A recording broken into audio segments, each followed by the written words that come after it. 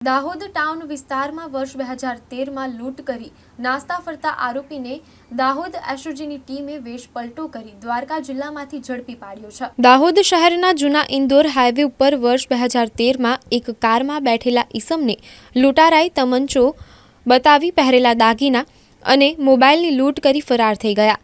જે બનાવની તપાસમાં અગાઉ લૂંટારૂ ગેંગના સાગરીતો ઝડપાઈ ગયા હતા, પરંતુ ગેંગનો એક સાગરીત ઝાબુઆ જિલ્લાનો ફાધર મેડા નામનો ઈસમ વેશ પલટો કરી નામ બદલીને અલગ અલગ જિલ્લામાં મજૂરી કામ કરતો હતો, જેની તપાસમાં દાહોદ એસઓજીની ટીમ કામે લાગી હતી।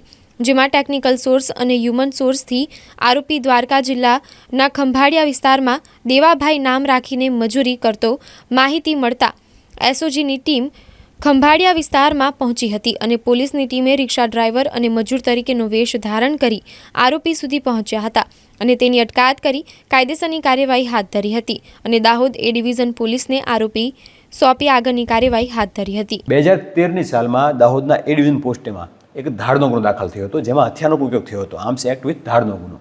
જે ગુનાનો આરોપી હતો એ લગભગ 13 વર્ષથી નાસ્તો ફરતો હતો, જેઓની માહિતી મળતા દ્વારકાના ખંભાળિયા તાલુકામાં હોય તેવું જણાયું હતું।